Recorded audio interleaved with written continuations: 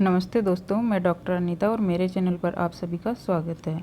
आज हम पढ़ेंगे टी.एस. इलियट का निर्व्यक्तिकता का सिद्धांत। इलियट के समीक्षा सिद्धांतों में जो निर्व्यक्तिकता का सिद्धांत उतना ही महत्वपूर्ण है जितना उनकी परंपरा विषयक विचार। निर्व्यक्तिकता को इम्पर्सनल थ्योरी ऑफ पोइट्री भी कहा जाता है। निर्व्यक्तिकता का अर्थ है कि कवि के व्यक्तिगत भावों की विशिष्टता का सामान्यीकरण।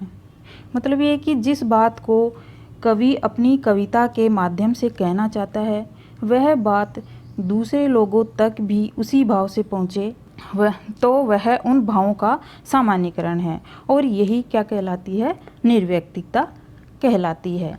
सबसे पहले हम जानेंगे इलियट के बारे में।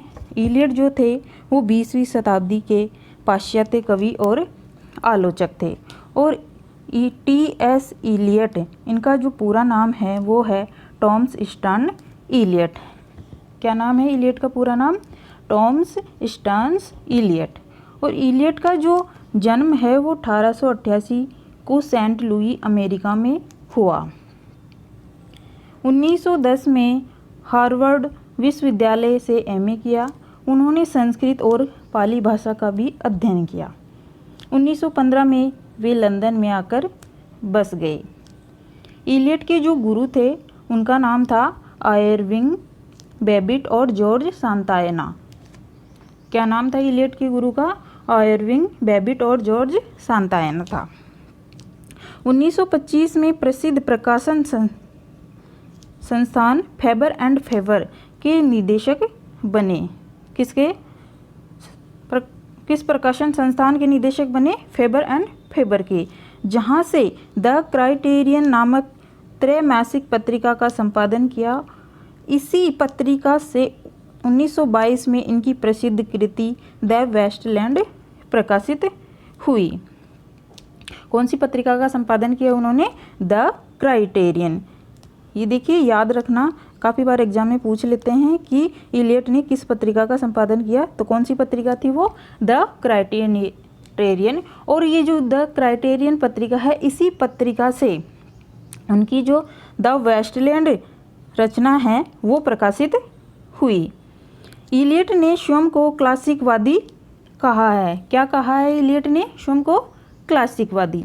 ये भी काफ़ी बार पूछ लेते हैं एग्जाम में कि किस कवि ने स्वयं को क्लासिकवादी कहा है, तो किसने कहा है? इलियट ने। अब देखिए, क्लासिक का अर्थ है परिपक्वता या प्रौढ़ता। मतलब ये कि मैच्योरिटी, कि जब सभ्यता, भाषा और साहित्य प्रौढ़ हो और कृतिकार का स्वयं का मस्तिष्क भी क्या हो? प्रौढ़ हो, मतलब उसमें मैच्योरिटी हो, तभी वह क्या कर सकता है? एक क्लासिक साहित्य की रचना कर सकता है। मतलब सीधे से सारांश रूप में ये कह सकते हैं कि कवि को अतीत की पूरी जानकारी होनी चाहिए। इलियट की प्रमुख समालोचनात्मक कृतियाँ निम्नलिखित है। अब इलियट ने जिन ग्रंथों की रचना की उनको देख लेते हैं। अब देखिए, काफ़ी बार एग्जाम में ये पूछ लेते हैं, एक तरफ रचना का नाम दे देते हैं और दूसरी तरफ उसका समय काल दे देते हैं और मिलान करने के लिए दे देते हैं। तो आप लोगों को ये जो रचनाएं हैं इनका समय काल भी याद करना है कि कौन सी रचना किस सन में लिखी गई है। तो देखते हैं उनकी रचनाएं। द सेक्रेट वुड, ये 1920 है इनका समय काल। Homage to John Dryden 1924। Elizabethan essays 1932। The use of poetry and the use of criticism, ये 1933। Selected essays 1934। Essays ancient and modern 1936। Knowledge and experience, ये क्या है इनका? शोध प्रबंध है। नॉलेज एंड एक्सपीरियंस क्या है इनका? शोध प्रबंध है। अब इलियट ने 3 सिद्धांत दिए और ये तीनों ही सिद्धांत जो क्या है, विश्व प्रसिद्ध है, बहुत ही महत्वपूर्ण है। लेकिन अब 3 सिद्धांत जो दिए उन्होंने, उनमें पहला सिद्धांत है उनका निर्व्यक्तिकता का सिद्धांत, दूसरा परंपरा की परिकल्पना का सिद्धांत और तीसरा है वस्तुनिष्ठ समीकरण का सिद्धांत। लेकिन जो नेट जेआरएफ और कॉलेज लेक्चरर है उनके पाठ्यक्रम में आपके 2 ही सिद्धांत दिए गए हैं, एक निर्व्यक्तिकता का सिद्धांत और दूसरा परंपरा की परिकल्पना या अवधारणा का सिद्धांत। तो इन दोनों को ही अपन देखेंगे, लेकिन आज सबसे पहले हम देखेंगे निर्व्यक्तिकता का सिद्धांत। इलियट ने निर्व्यक्तिकता के सिद्धांत का प्रतिपादन रोमांटिक कवियों की व्यक्तिवादिता के विरोध में किया। इलियट जो थे उन्होंने निर्व्यक्तिकता के सिद्धांत का प्रतिपादन किसके विरोध में किया? रोमांटिक कवियों की व्यक्तिवादिता के विरोध में किया, क्योंकि जो रोमांटिक कवि थे उन कवियों ने व्यक्ति को केंद्र में रख दिया था और कविता को कवि के भावावेश में लिखी पंक्तियां कहा था। लेकिन इलियट मानते हैं कि कवि की व्यक्तिगत बातें रचना में नहीं आनी चाहिए, तो इस तरह उन्होंने व्यक्तिवादिता का विरोध किया। इलियट जो थे वो एजरा पाउंड के विचारों से प्रभावित थे और उनका मानना था कि कवि वैज्ञानिक के समान ही निर्व्यक्तिक और वस्तुनिष्ठ होता है, कला निर्व्यक्तिक होती है। इलियट किसके विचारों से प्रभावित थे? एजरा पाउंड के। और उनका क्या मानना था एजरा पाउंड का? कि कवि जो होता है वो वैज्ञानिक के समान ही निर्व्यक्तिक और वस्तुनिष्ठ होता है। अब देखिए, कोई भी जो वैज्ञानिक होता है वो किसी भी चीज़ का आविष्कार करेगा तो वह क्या होगी? सभी के यूज के लिए होगी, सभी उनका उपयोग करेंगे, तो ये क्या हो जाएगा? सभी के लिए सामाजिक हो जाएगी वो चीज़। तो उसी तरह कोई भी कला जो होती है वो भी क्या होती है? निर्व्यक्तिक होती है और वस्तुनिष्ठ होती है। उसमें व्यक्तिवादिता नहीं आनी चाहिए। कला को निर्व्यक्तिक घोषित कर कवि को काव्य की स्वतंत्र अवधारणा के लिए माध्यम मात्र स्वीकार किया। अब इलियट ने कला को क्या माना है? निर्व्यक्तिक घोषित कर दिया और काव्य की स्वतंत्र अवधारणा के माध्यम के रूप में उसको स्वीकार किया। निर्व्यक्तिकता का अर्थ है कवि के व्यक्तिगत भावों की विशिष्टता का सामान्यीकरण। व्यक्तिकता को मतलब निर्व्यक्तिकता यानी व्यक्तिकता को त्यागना। आपके मन के जो विचार हैं, जो विचार दूसरे लोगों तक भी उसी भाव से पहुँचे तो वह क्या हो जाती है? निर्व्यक्तिकता होती है। व्यक्तिगत भावों की अभिव्यक्ति कला नहीं है, वरन उससे पलायन है। कलाकार की प्रगति निरंतर आत्मत्याग, व्यक्तित्व का निरंतर बहिष्कार है। अब देखिए, व्यक्तिगत भावों की अभिव्यक्ति कला नहीं है कि कोई भी कवि जब अपने व्यक्तित्व से पलायन करता है, मतलब दूर जाता है, तभी वह प्रौढ़ कविता की रचना कर सकता है। तो कला जो है व्यक्तिगत भावों की अभिव्यक्ति नहीं है, उसमें व्यक्तिगता का भाव नहीं आना चाहिए। अब देखिए, इलियट ने अपनी बात को स्पष्ट करने के लिए ऑक्सीजन और सल्फर डाइऑक्साइड के कक्ष में प्लेटिनम के तार को उत्प्रेरक के रूप में डालने से बनने वाले सल्फ्यूरिक एसिड का उदाहरण दिया। किसका उदाहरण दिया? सल्फ्यूरिक एसिड का, जिसमें प्लेटिनम के तार की भूमिका रहते हुए भी उसकी स्थिति में कोई परिवर्तन नहीं दिखता। कवि को उन्होंने इसी उत्प्रेरक की उपमा दी है।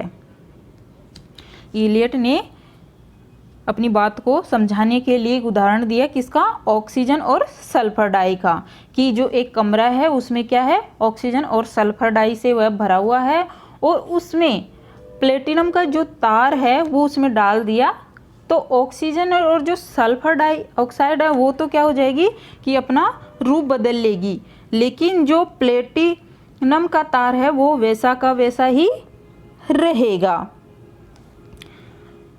तो प्लेटिनम का तार कवि के मन की तरह है। किसकी तरह? कवि के मन की तरह। कवि को उन्होंने इसी उत्प्रेरक की उपमा दी है, यानी प्लेटिनम के तार की उपमा दी है। तो किसी भी तरह की जो रचना कर दे कवि, लेकिन उसके मन पर कोई, उसका जो मन होता है वो वैसा का वैसा ही रहेगा। तो इस तरह प्लेटिनम के तार की तुलना कवि के मन से की है। इलियट का प्रारंभिक विचार था कि कविता उत्पन्न नहीं की जाती, अपितु उत्पन्न हो जाती है, किंतु बाद में उन्होंने अपने इसी विचार को बदलते हुए कहा, मैं उस समय अपनी बात ठीक ढंग से व्यक्त न कर सका था। अब इलियट ने शुरू में अपने विचार रखे थे कि कविता क्या होती है, उत्पन्न नहीं की जाती बल्कि अपने आप ही उत्पन्न हो जाती है, लेकिन बाद में उन्होंने इस विचार को बदल दिया और कहा कि मैं उस समय अपनी बात को ठीक ढंग से व्यक्त न कर सका था। अब इलियट ने निर्व्यक्तिकता के दो रूप माने हैं। निर्व्यक्तिकता के दो रूपों में पहला है एक प्राकृतिक और दूसरा है विशिष्ट। प्राकृतिक निर्व्यक्तिकता कुशल शिल्पी मात्र के लिए होती है और विशिष्ट निर्व्यक्तिकता जो प्रौढ़ कलाकार के द्वारा अधिकाधिक उपलब्ध की जाती है, जो अपने उत्कट और व्यक्तिगत अनुभवों के माध्यम से सामान्य बात को व्यक्त करने में समर्थ होता है।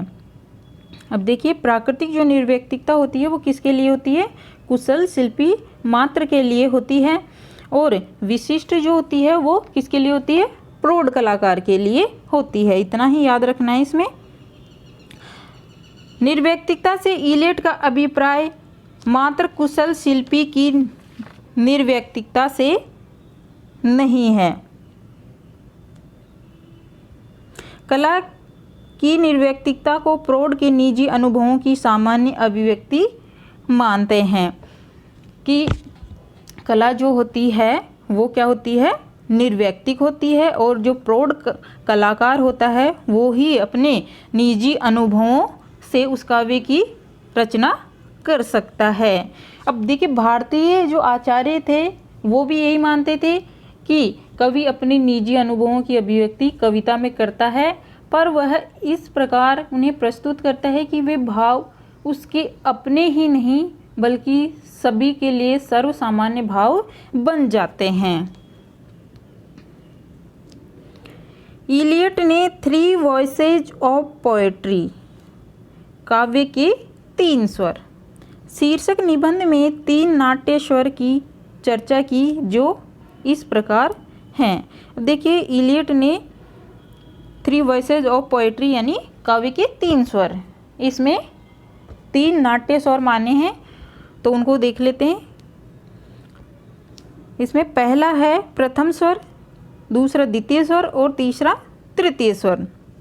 पहले में प्रथम स्वर में इसमें कवि अन्य किसी से नहीं वरन स्वयं से बात करता है। प्रथम स्वर में कवि किससे, स्वयं से बात करता है।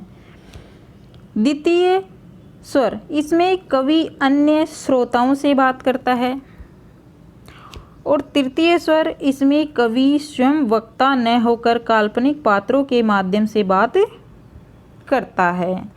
जो प्रथम स्वर है, इस स्वर में कवि का लक्ष्य दूसरों तक अपने भाव पहुंचाना नहीं होता। इस प्रकार की कविता में आंतरिक वस्तु अपना रूप स्वयं निर्मित करने में प्रवृत्त होती है। और जो द्वितीय स्वर है, इस स्वर में कविता किसी सजग सामाजिक उद्देश्य के लिए लिखी जाती है। उसका कोई समाज को संदेश देने का कोई उद्देश्य होता है और उस उद्देश्य को लेकर वो रचना करता है। तृतीय स्वर, इसमें कवि स्वयं वक्ता न होकर काल्पनिक पात्रों के माध्यम से बात करता है, लेकिन इसके अंतर्गत क्या आते हैं, नाटक आते हैं। स्पष्ट है कि दूसरे और तीसरे स्वरों में कवि पूर्ण सजग होकर कृति का निर्माण करता है। वह व्यक्तित्व से पलायन नहीं करता वरन व्यक्तित्व का निर्माण करता है। यानी इसमें पहले स्वर का ज़्यादा महत्व नहीं है, और दूसरे और तीसरे स्वर जो है उसमें कवि पूर्ण सजगता के साथ कृति का निर्माण करता है, और उसके लिए वह अपने व्यक्तित्व से पलायन नहीं करता बल्कि व्यक्तित्व का निर्माण करता है। तो इस तरह इलियट कहते हैं कि किसी भी कविता में केवल एक स्वर मिलना कठिन है। श्रेष्ठ काव्य में ये तीनों स्वर समाहित रहते हैं। अब जो इलियट का निर्व्यक्ति का सिद्धांत है, उस निर्व्यक्तिकता के सिद्धांत की आलोचना भी मिलती है कि इलियट ने अपनी बात सिद्ध करने के लिए जो प्लेटिनम के तार का उदाहरण दिया, आलोचकों ने उस प्लेटिनम के तार की उपमा का खंडन किया और कहा कि कवि का मस्तिष्क एक सचेतन एवं क्रियाशील वस्तु है। उसकी जड़ पदार्थों से किसी भी प्रकार से उचित नहीं है। उसकी जड़ पदार्थों से उपमा करना उसको किसी भी प्रकार से उचित नहीं है। तो इस तरह ये इलियट के निर्व्यक्तिकता के सिद्धांत की आलोचना होती है कि जो कवि का मस्तिष्क होता है वो क्या होता है, सचेतन होता है। उसके मन में, उसके मस्तिष्क में विचार भाव चलते रहते हैं, तो वो क्या है, सचेतन और क्रियाशील है। उसको आप जड़ नहीं कह सकते। जो निष्कर्ष निकल के आता है वो यह है कि इलियट जो थे, इलियट आधुनिक युग के न केवल सर्वश्रेष्ठ कवि हैं बल्कि आलोचक भी हैं। उनकी अधिकांश कृतियां आज के व्यवस्थाहीन विश्व व्यवस्था लाने के प्रयोजन से प्रेरित हैं। इलियट का निर्व्यक्तिकता का सिद्धांत पाश्चात्य काव्य शास्त्र की एक महत्वपूर्ण उपलब्धि है। इलियट ने रोमांटिक व्यक्तिबद्ध काव्य मूल्यों का विरोध किया, बिल्कुल किया था। इलियट ने रोमांटिक कवियों की व्यक्तिबद्धता, जो उन्होंने व्यक्ति को केंद्र में रखकर रचना की थी, उसका विरोध इलियट ने किया कि कविता में, रचना में क्या नहीं आनी चाहिए, व्यक्तिवादिता नहीं आनी चाहिए। स्वाभाविक तौर पर उन्होंने प्रभाववादी समीक्षा का विरोध किया। इलियट ने निर्व्यक्तिकता सिद्धांत में आत्मनिष्ठ साहित्य के स्थान पर वस्तुनिष्ठ साहित्य को महत्व दिया। इलियट ने निर्व्यक्तिकता सिद्धांत में आत्मनिष्ठ साहित्य के स्थान पर किसको, वस्तुनिष्ठ साहित्य को महत्व दिया। यानी व्यक्ति के जो विचार है वो सभी के लिए सर्वसामान्य होनी चाहिए। इस प्रकार इलियट का निर्व्यक्तिकता का सिद्धांत भारतीय साधारणीकरण से साम्य रखता है।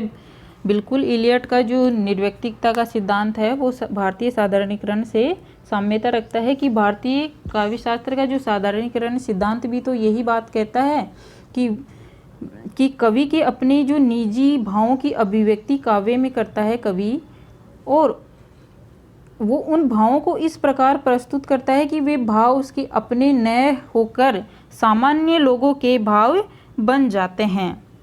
तो इस तरह आज हमने पढ़ा इलियट का निर्व्यक्तिकता का सिद्धांत, और मैं आशा करती हूँ कि मेरे द्वारा बनाया गया ये वीडियो आप सभी के लिए बहुत ही लाभदायक रहे।